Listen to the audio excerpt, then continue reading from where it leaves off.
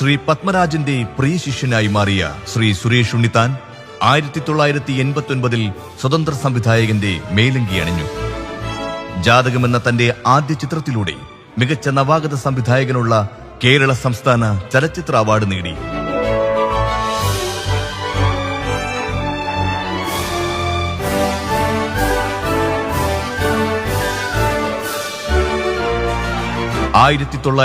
ിൽ രാധാമാധവം എന്ന വ്യത്യസ്തമായ സിനിമയുമായി എത്തിയ ശ്രീ സുരേഷ് ഉണ്ണിത്താൻ പിന്നീടങ്ങോട്ട് ഹിറ്റുകളുടെ പെരുമഴക്കാലമായിരുന്നു മലയാള സിനിമാ ലോകത്തിന് സമ്മാനിച്ചത്. സത്യപ്രതിജ്ഞ, മുഖചിത്രം, ഉത്സവമേളം, ആർദ്രം, ഭാഗ്യവാൻ, തോവാളപ്പൂക്കൾ, ഋഷ്യശൃംഗൻ, അയാൾ, ക്ഷണം തുടങ്ങിയ നിരവധി ചിത്രങ്ങൾ അദ്ദേഹത്തിന്റെ സംഭാവനയായിരുന്നു.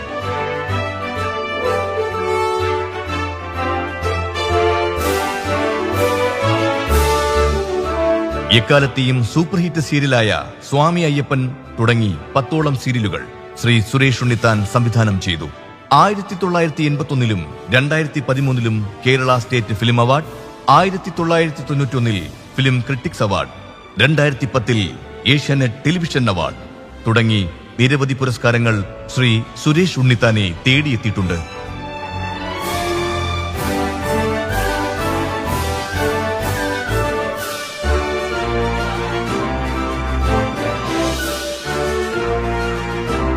പാപ്പാത്തി പുസ്തകങ്ങൾ പ്രസിദ്ധീകരിച്ച പത്മരാജനും ഓർമ്മകളും ഞാനും, സൈന്ധവ ബുക്സ് പ്രസിദ്ധീകരിച്ച ഓർമ്മകളുടെ ജാതകം എന്നീ പുസ്തകങ്ങൾ ശ്രീ സുരേഷ് ഉണ്ണിത്താൻ രചിച്ചിട്ടുണ്ട്. പത്മരാജനും ഓർമ്മകളും ഞാനും എന്ന പുസ്തകത്തിന് 5ാമത് സത്യജിത് റായ് അവാർഡ് നേടുകയുണ്ടായി. ദേശീയ സംസ്ഥാന അവാർഡ് കമ്മിറ്റികളിൽ നിരവധി തവണ ജൂറിയായി നിയോഗിക്കപ്പെട്ട ശ്രീ സുരേഷ് ഉണ്ണിത്താൻ ഫിഫ്ക, മാക്ട തുടങ്ങിയ സംഘടനകളുടെ ഭരണസാരഥ്യവും വഹിച്ചിട്ടുണ്ട്. മലയാള സിനിമയും ഇന്ത്യൻ സിനിമയും കണ്ട എക്കാലത്തെയും മികച്ച ചലച്ചിത്രകാരനും എഴുത്തുകാരനുമായ പത്മരാജൻ സാറിന്റെ പാഠശാലയിൽ നിന്നും മലയാളികൾക്ക് കിട്ടിയ മികച്ച സംവിധായകരിൽ ഒരാൾ. നമുക്ക് ഒട്ടനവധി ഹിറ്റ് സിനിമകൾ സമ്മാനിച്ച ശ്രീ സുരേഷ് ഉണ്ണിത്താൻ സാറാണ്. കൂടുതൽ ആമുഖമില്ലാതെ സാറ് ഈ പത്മരാജൻ സാറിനോടൊപ്പം സിനിമയിൽ ഒരു സിനിമാക്കാരനായി വരാനുണ്ടായ സാഹചര്യം എന്റെ ആഗ്രഹമായിരുന്നു അങ്ങനെ ആയിത്തീർന്നത്. ആഗ്രഹത്തിന് സാക്ഷാത്കാരമാണ് അങ്ങനെ അല്ലാതെ യാദൃശ്ചികമായി വന്നതല്ല. യാദൃശ്ചികമായിട്ട് വന്നതല്ല. സാറിന്റെ കൂടെ ഉള്ള ആ ഒരു കാലഘട്ടത്തിൽ മറക്കാനാകാത്ത എന്തെങ്കിലും സംഭവമുണ്ട്? സാറ് സിനിമയിൽ പത്മരാജൻ സാറിന്റെ കൂടെയുള്ള ആ ഒരു കാലത്ത് സാറിന് ഒരിക്കലും മറക്കാൻ പറ്റാത്ത എന്തെങ്കിലും സംഭവം ഉണ്ടായിട്ടുണ്ടോ? മറക്കാൻ പറ്റുന്നത് എൻ്റെ അനുഭവങ്ങളെല്ലാം വളരെ ഡിഫറൻ്റ് ആണ്. അതിനകത്ത് സാറിൻ്റെ അടുത്ത് വന്നതിന് ശേഷമാണ് ഞാൻ ശരി സിനിമ മനസ്സിലാകുന്നത്. സാറിൻ്റെ അടുത്ത് വന്നതിന് ശേഷമാണ് എന്താണ് മനസ്സിലാകുന്നത്. സാറിൻ്റെ നവംബർ ശേഷം സാറിൻ്റെ കൂടെ അരപ്പെട്ട കെട്ടിയ ഗ്രാമത്തിൻ്റെ സമയത്താണ് ഞാൻ ജോയിൻ ചെയ്തത്. ആദ്യം റിലീസ് ചെയ്ത പടം കൂടെയാണ്. ആദ്യത്തെ പടം 100 കോടി എന്നുള്ളതാണ് എൻ്റെ ഭാഗ്യം. എൻ്റെ ഭാഗ്യം സാറിൻ്റെ ലക്കി ടൈമായിരിക്കും. എന്തായാലും എന്നെ സംബന്ധിച്ച് ലക്കായിട്ട് മാറിയത് 100 കോടി കൂടെ. ഈ സാറിൻ്റെ ആദ്യത്തെ പടം ജാതകമായിരുന്നല്ലോ. ഈ സിനിമയുടെ കാര്യങ്ങളുമായിട്ടൊക്കെ സാറുമായിട്ട് എന്തെങ്കിലും കാര്യങ്ങൾ സംസാരിക്കാറുണ്ടായിരുന്നു? സാറുമായിട്ട് സംസാരിക്കാൻ സാറിന് ഭയങ്കര തിരക്കുകളാണല്ലോ. അതായത് സിനിമയുടെ കാര്യം പറഞ്ഞു എന്നുള്ള സാർ കണ്ടായിരുന്നു ജാതകത്തിന്റെ സബ്ജക്റ്റ് ഞാൻ പറഞ്ഞു കേൾപ്പിച്ചു. ഞാൻ പറഞ്ഞ് വളരെ ഡിഫറെൻ്റ് ആയിട്ട് ഒപ്പീനിയനാണ്. കാരണം രോഹിയെ സംബന്ധിച്ചോളം നല്ല വർക്കാണിത്, സ്റ്റേഷനെ സംബന്ധിച്ചോളം നല്ല വർക്കായി തീരും. പക്ഷേ രണ്ട് എക്സ്ട്രീമേ ഉള്ളൂ. ഒന്നുകിൽ ഇത് അട്ടർ ഫ്ലാപ്പായിരിക്കും, ഇല്ലെങ്കിൽ അട്ടർ നല്ല വിജയമായിരിക്കും. നല്ല വിജയമായിരിക്കും. അല്ല രണ്ടിൻ്റെ ഇടയ്ക്ക് സംഭവമില്ല എന്നാണ് അദ്ദേഹം പറഞ്ഞത്. ഈ സാറിന്റെ സിനിമകളിൽ, പത്മരാജൻ സാറിന്റെ സിനിമകളിൽ സാറിനെ, ഉണ്ണിത്താൻ സാറിനെ ഏറ്റവും കൂടുതൽ സ്വാധീനിച്ചിട്ടുള്ള സിനിമയാണ് സാറിനായിട്ട്? എനിക്ക് ഏറ്റവും കൂടുതൽ ഇഷ്ടപ്പെട്ടുള്ള മുന്തിരിത്തോപ്പാണ്.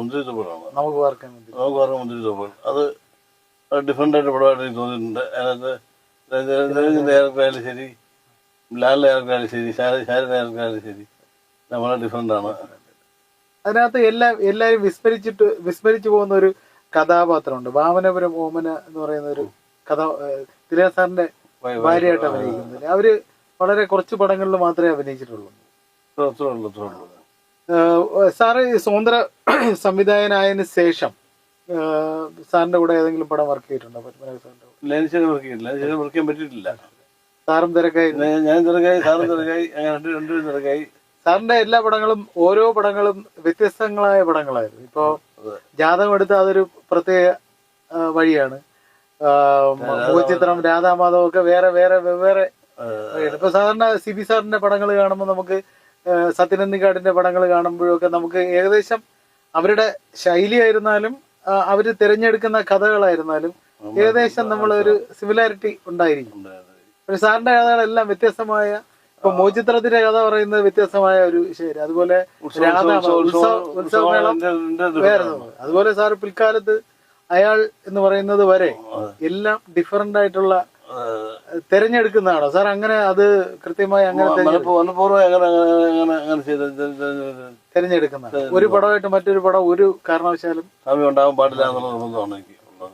ഈ ഹിറ്റ് സിനിമകൾ ചെയ്ത് മലയാള സിനിമയിൽ വളരെ ശ്രദ്ധേയനായി തിരക്കിന്റെ കാലഘട്ടത്തിൽ നിൽക്കുമ്പോഴും സാർ ഈ TV സീരിയലുകളിൽ എന്ന് പറയാ അവിടെ ഏറ്റവും വലിയൊരു ഷോമാനായി മാറുകയായിരുന്നു. സാറിന്റെ സീരിയലുകൾ ടെലിവിഷൻ ചരിത്രത്തിൽ തന്നെ വളരെ ഹിറ്റായി മാറിക്കൊണ്ടിരിക്കുന്ന, ഇപ്പൊ സ്വാമി അയ്യപ്പനായിരുന്നാലും സാറിന്റെ ആദ്യത്തെ പടത്തിലെ ജാതകം എന്ന് പറയുന്ന സിനിമയിലെ പുളിയില കരയോലു എന്ന് പറയുന്ന അതേ ആ ഹിറ്റ് പാട്ട് തുടങ്ങി ഇങ്ങറ്റ സീരിയലിലും അതിന്റെ ടൈറ്റിൽ സോങ് ഭയങ്കര ഹിറ്റായിട്ട് പാടുന്നത്. ഈ സീരിയലിലോട്ട് സാറ് പിന്നെ എങ്ങനെയാണ് അത്? വളരെ യാദൃച്ഛികമായിട്ടാണോ സാർ?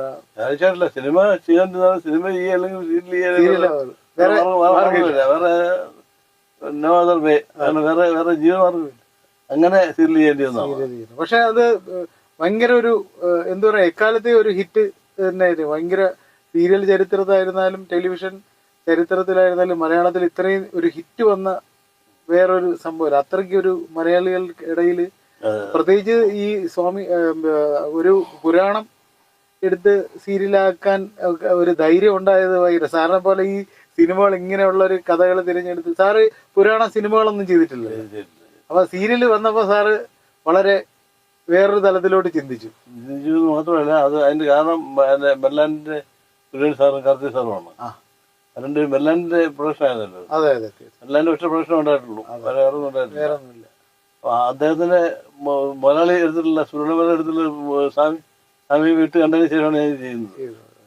അതിന്റെ സ്ക്രിപ്റ്റിന്റെ പാറ്റേൺ തന്നെയാണ് അഡാപ്റ്റ് ചെയ്തിട്ടുള്ളത്. സ്ക്രിപ്റ്റിന്റെ പാറ്റേൺ അതിന്റെ രീതിയാണ് അഡാപ്റ്റ് ചെയ്തിട്ടുള്ളത്. ഈ സാധാരണ ഈ മറ്റുള്ള ഡയറക്ടർ സംവിധായകരിൽ നിന്ന് സാറിന് എൻ്റെ ഒരു അഭിപ്രായത്തിൽ വ്യത്യസ്തനായി ഞാൻ കണ്ടിട്ടുള്ളത്, സാറ് സിനിമകളിലെ കഥാപാത്രങ്ങൾക്ക് അനുയോജ്യരായ നടന്മാരെ തിരഞ്ഞെടുക്കുന്നതിൽ സാറ് 101% എനിക്ക് തോന്നുന്നു നമുക്ക് ആ കഥാപാത്രം അവർ തന്നെ ചെയ്താലേ ശരിയാവുള്ളൂ സിനിമ കാണുമ്പോൾ നമുക്ക് ഫീൽ ചെയ്യും. ഇവരല്ലാതെ വേറൊരാൾ അത് ഈ സ്വാമി അയ്യപ്പനിൽ വരെ ഒരു ബന്ധമില്ലാത്ത, മലയാള നാടുമായി ഒരു ബന്ധമില്ലാത്ത ഒരു പയ്യനെ കൊണ്ടുവന്ന് അയ്യപ്പനാക്കി സാറ്. ആ പയ്യൻ വളരെ, അതുപോലെയല്ല എല്ലാരും രാജാവായിട്ട് ഇപ്പൊ ദേവൻ ചേട്ടൻ അല്ലായിരുന്നു. അപ്പൊ ഇത് എല്ലാം ഡിഫറെന്റ്. നമുക്ക് തോന്നും അവര് തന്നെ ആയിരുന്നാൽ, അല്ലാതെ വേറൊരു ആളിനെ നമുക്ക് അവിടെ ചിന്തിക്കാൻ പറ്റില്ല. അത് സാറ് വളരെ സൂക്ഷ്മമായി നിരീക്ഷിച്ച് അതിലൊരു ഇന്ന് ഇപ്പൊ ജാതകം മുതൽ, ജാതകം എന്ന് പറയുന്നത്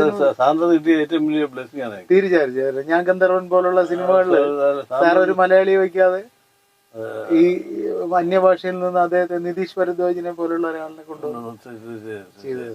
അപ്പൊ സാറിന് അത് ഒരുപാട് ശ്രദ്ധിച്ചാണ് ഓരോ പടത്തിലും വ്യത്യസ്തമായ കഥകൾ തിരഞ്ഞെടുക്കുന്ന പോലെ അല്ലെങ്കിൽ ശൈലി ഉണ്ടാക്കിയെടുക്കുന്ന പോലെ സാറ് നടീനടന്മാരെ കാസ്റ്റ് ചെയ്യുന്നതിലും വളരെ ശ്രദ്ധിച്ചിരുന്നു. അതിന് കാരണം പത്മനാഭ സാറാണ്. സാറ് ഒരു പടത്തിൽ വളരെ ഡിഫറെന്റ് ആയി, അടുത്ത ഒരു ക്യാരക്ടർ അടുത്ത ഭയങ്കര ഡിഫറെന്റ് ആയി അടുത്ത ക്യാരക്ടർ. സാറിന്റെ ആ ഇപ്പൊ എനിക്ക് തോന്നുന്നു മലയാള സിനിമയിൽ പല ആൾക്കാരും ഓരോ ഗുരുനാഥന്മാരോടൊപ്പം നിന്ന് അവരുടേതായിട്ടുള്ള ശൈലിയിൽ തിരഞ്ഞെടുത്ത് അവർ മാറിപ്പോ. പക്ഷെ കൃത്യമായിട്ട് പത്മരാജൻ സാറിന്റെ ആ ഒരു വിജയ തന്ത്രം സാറ് കൃത്യമായിട്ട് സാറിലേക്ക് ആവാഹിച്ച് സാറത് സാറിന്റെ സിനിമകൾ ചെയ്യുമ്പോഴും എന്നാൽ പത്മരാജൻ സാറിന്റെ ആ ഒരു ഇതിൽ നിന്നും സാറിന്റെ ശൈലിയിലേക്ക് സിനിമ എങ്ങനെ കൊണ്ടുവരാന്നുള്ള ഒരു ശ്രമവും സാർ അതിനകത്ത് നടത്തിയിട്ടുണ്ടല്ലേ. സാറിൻ്റെതായിട്ടുള്ള സ്വന്തം പല സിനിമകൾ, ഇപ്പൊ രാധാമാധവമായിരുന്നാലും ആ സിനിമയുടെ ഒരു അത് പോകുന്നൊരു വഴി എങ്ങനെയാണ് അല്ലെ, അതിന് വേണ്ട കഥാപാത്രങ്ങൾ പോകുന്ന ഒരു എനിക്ക് തോന്നുന്നു സ്ക്രിപ്റ്റ് ഡിഫറെന്റ് ആയിരുന്നു. അതെ തീർച്ചയായിട്ടും ലോഹിതാസൻ. Okay sir.